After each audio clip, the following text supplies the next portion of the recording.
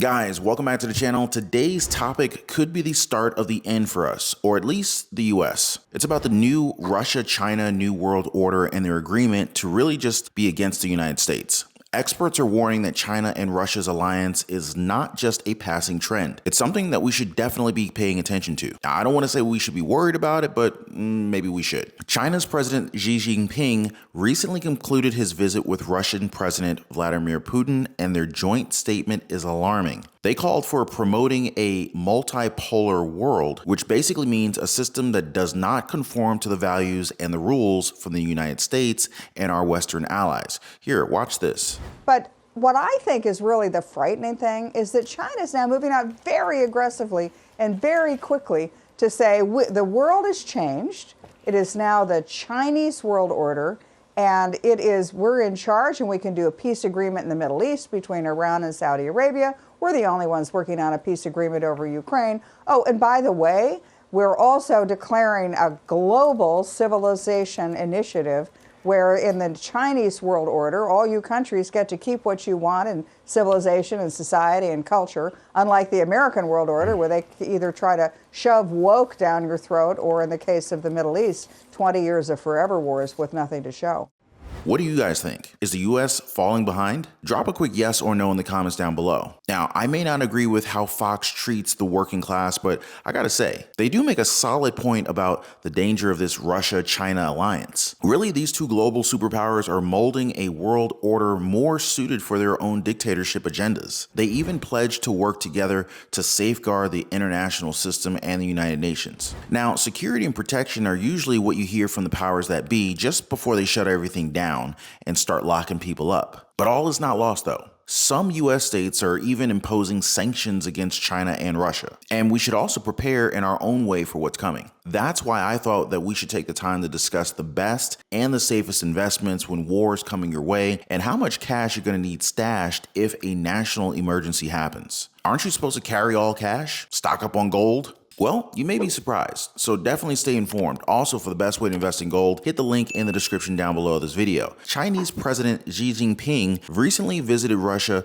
under this official banner of brokering a peace deal between Russia and the Ukraine. But really, there's this whole thing that's going on over there. China and Russia, they're basically ganging up and actually going after the United States. Now, according to experts, they're not really interested in resolving the conflict in the Ukraine. That's pretty much a cover-up, but more interested in creating a world order that suits their own agendas. So, after a state dinner with Putin, Xi left the Kremlin and basically said that the global power dynamics are shifting and that China is on the rise. The two leaders put out a statement that called for a multipolar world, which basically means that they don't want Western values and rules to dominate everything. They also promised to work together to safeguard the international system, even though they have a history of blocking stuff in the UN. And they took some jabs at the United States, telling them to stop undermining global security. An expert on this from a university in Australia said that the statement shows that China and Russia are pretty much on the same page when it comes to international issues, and that they are seeing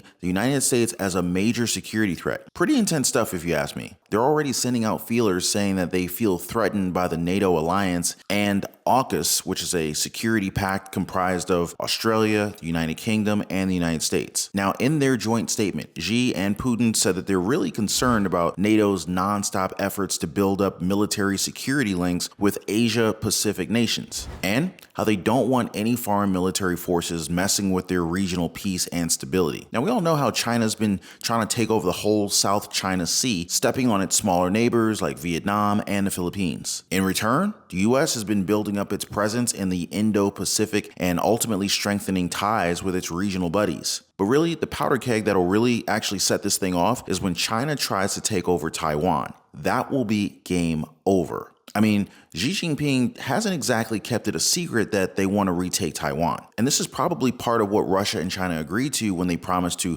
further deepen military mutual trust with each other and beef up their military exchanges and cooperation. They're even planning to do joint patrols in the air and at sea. These two have been doing joint military drills all around the world since the war started. And it's not really that huge of a leap to think that a Taiwan-China war could be next. And right along with that, a US-China war. And yeah, this is probably a world war right there. Now, another part of Xi-Putin talks was about boosting their economy and energy trade. Now, I imagine Putin was kind of like, hey, China, thanks for having our backs. We'll totally support your businesses and forget about those Western companies that bailed on us since the invasion of Ukraine. Now, apparently, Russia's been buddy-buddy with China because they're in desperate need of an import market and an exporter of electronics after getting hit with all those sanctions. The two of them also seem pretty keen on expanding their energy trade, especially since Europe started relying less on Russia's key resources of exporting trade. They even said that they'll build a closer energy partnership and work together on oil, gas, coal, electricity, and nuclear energy products. Putin also mentioned how they're going to sell more gas to China through the power of Serbia 2 gas pipeline. And even if Xai's official press release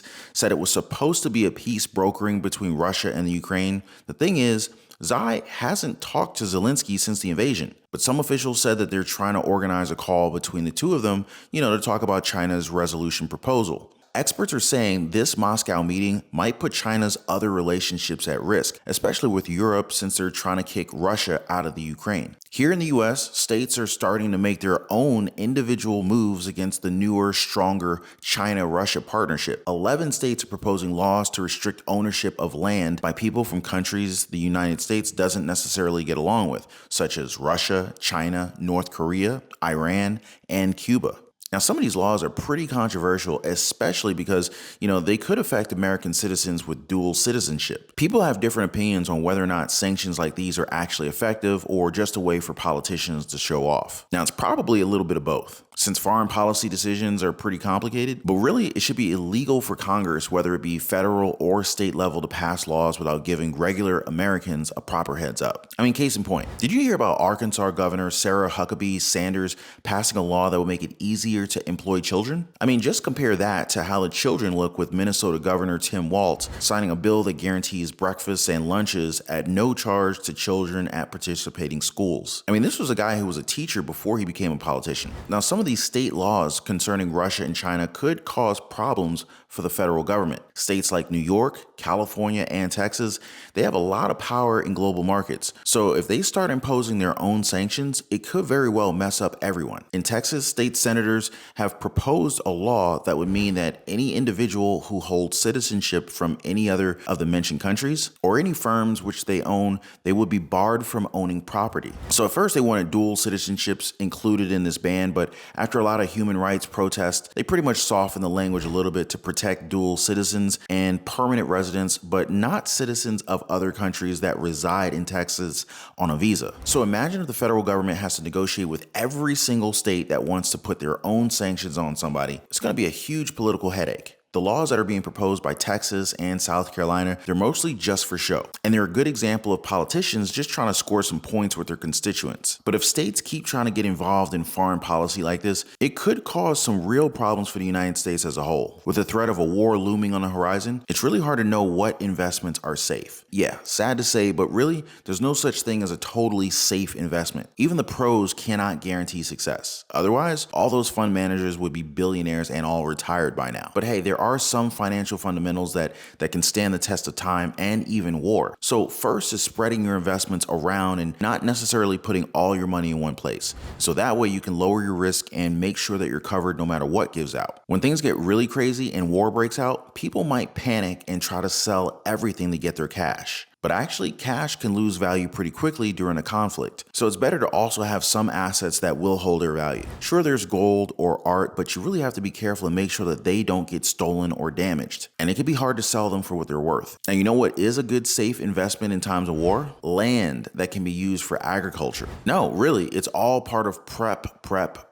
Now, if you have some space to source vegetables, fruits, maybe even eggs for protein locally, then you've got a pretty good network going. In a war, food is super valuable. So having land that can produce crops or support livestock, it could be a very smart move. Defense stocks might seem like a good idea right before a conflict, but they could lose value as time goes on. So it might be better to invest in the industries that will be important for rebuilding after the war, like construction or energy. You can also look into stocks and industries that don't really depend on the economy, like pharmaceuticals, maybe even tobacco. A national emergency like war also means having some emergency cash on hand. When you can't access your funds electronically, you'll need some legal tender to be able to buy food, gas, or other necessities. And after a strong storm, banks and ATMs, they might not be up and running for days. And the same goes if a war breaks out. The government's going to need some time to recalibrate the banks and our economy to gear up for war. So it could be a very good idea to have 3 to 5 days worth of spending money at a minimum just in case. To figure out how much you'll need to save for an emergency fund, you'll need to ask yourself a couple of questions. How much money will I need if a catastrophic event were to happen? How much can I afford to save? Basically, have a strong nest egg stashed for essential or non-discretionary expenses out of pocket, such as temporary lodging or shelter, fuel, food, water, necessary medications. Saving $2,000 is a good starting point. It's a good goal. But really, there's no magic number here. You should do whatever feels right to you. Even if you can't afford to save a lot, it's better to save something rather than nothing. So if you can only set aside, say, $1,000 for an emergency fund, hey, that's better than not saving anything at all. But just let me know if you guys are curious to know more about any of the topics that we talked about today. Feel free to drop me some comments down below. But anyway, I want to say thank you guys so much for watching. Big thanks for always hitting the like button on the videos. And I hope you guys found today's financial education video informative and thought-provoking. And as always, it's important to stay updated and, with what's happening in the world, you need to know what you can do to safeguard your family's cash flow and income streams. And the world is changing rapidly, and it's important to be aware of what's going on around us. Now, if you haven't already, please make sure to hit the subscribe button. Make sure your notification bell is turned on. Please be kind to one another, and I'll see you guys on the next video.